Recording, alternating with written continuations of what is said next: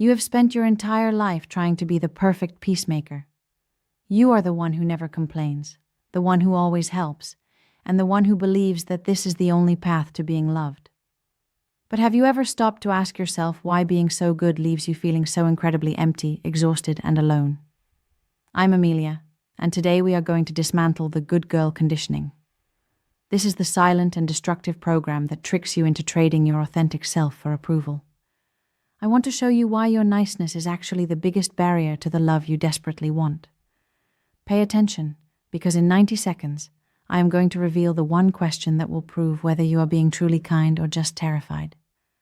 Let us talk about a woman you likely know very well. Perhaps she is the one looking back at you in the mirror every morning. This woman is you. You say yes to requests when your body is screaming for rest. You are the architect of everyone else's comfort while living in your own quiet discomfort. To the rest of the world, you are a saint. You are selfless, reliable, and the low-maintenance dream. But you feel a heavy resentment and a profound loneliness because you realize that while you take care of everyone, no one is taking care of you. You label it as kindness, generosity, or love. But this is not kindness. It is a sophisticated survival strategy born from fear. It is a trauma response wearing a smile. You are not doing these things because you are overflowing with charity. You are doing them because you are terrified of what will happen if you stop. This is the good girl trap. It is not a personality type. You operate on the terrifying assumption that if you say no, you will be abandoned. If you cause conflict, you have failed. You believe you must buy your place in the world through endless self-sacrifice, never realizing that the price you are paying is your own soul. Have you noticed that the more you give, the less people seem to appreciate it? For many women, this script was written in early childhood. You were praised for being the easy child, the quiet one, and the helper. You learned very quickly that expressing anger, having strong boundaries, or putting yourself first made the adults around you uncomfortable or disapproving. You perfected the mask of agreeableness. You confused your compliance with your character. The tragedy is that the strategy that kept you safe as a child is destroying your life as an adult. The costs are hidden, but they are devastating. First, this behavior breeds a toxic and simmering resentment. Every time you say yes when you mean no, you are betraying yourself.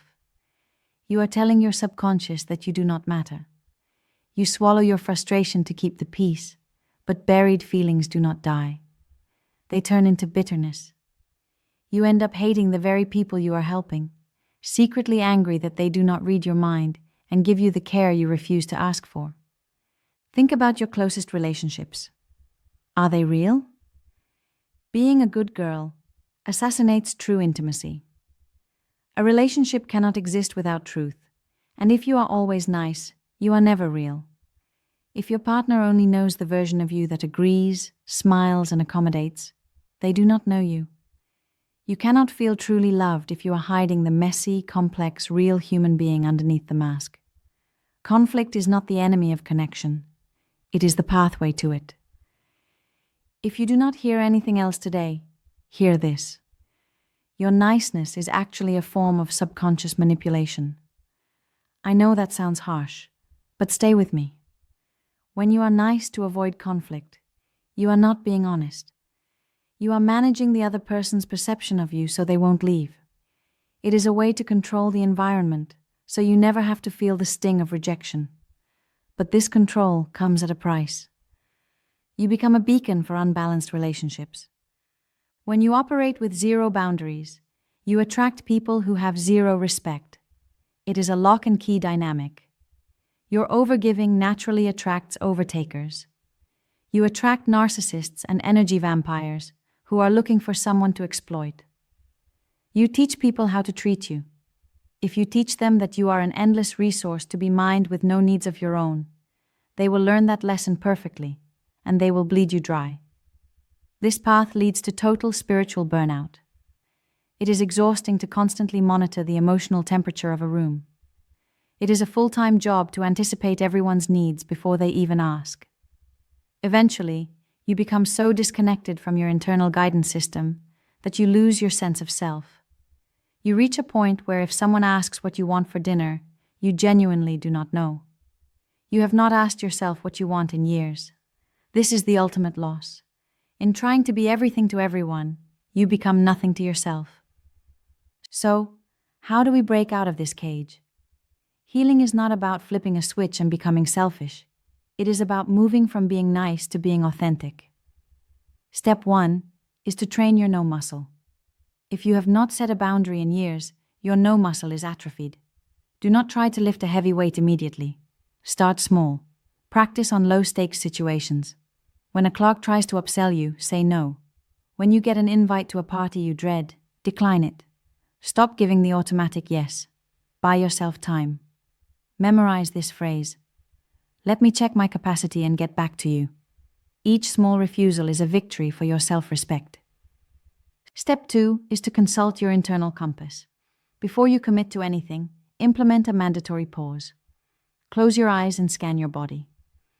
Ask yourself if you are doing this out of love or out of guilt. Is this a yes of excitement or a yes of fear? If you feel a heaviness in your chest or a knot in your stomach, that is your body screaming no. Listen to it. You are learning to trust your own signals again after years of ignoring them. This internal compass is the only thing that will lead you back to your true self. Step 3 is the hardest part. You must make friends with the guilt. When you start setting boundaries, you will feel guilty. Your nervous system will panic. It will tell you that you are being bad and mean. This is just your old programming trying to pull you back in line. Your job is to sit in that fire and not move. Breathe through it. Realize that the discomfort of guilt is the price of your freedom. Understand that another person's disappointment is not a weapon that can hurt you, nor is it your job to fix it. By the way, if you are worried that you will lose friends by doing this, you are right.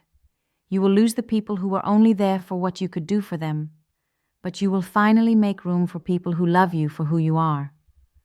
Step 4 is to communicate with clarity, not apology. No is a complete sentence. You can be kind without being a doormat. Use simple and direct language. I cannot take that on right now. I need some time alone tonight. You are not asking for permission to exist. You are stating the facts of your reality. Clear boundaries are actually the kindest thing you can offer, because they let people know exactly where you stand. Healing from the good girl trap is a process of unlearning. It is about realizing that your worth is not rent you pay by being useful. It is inherent. Real kindness is honest. A resentment-free no is infinitely more valuable to your relationships than a fake yes. Reclaiming your voice does not make you difficult. It makes you real.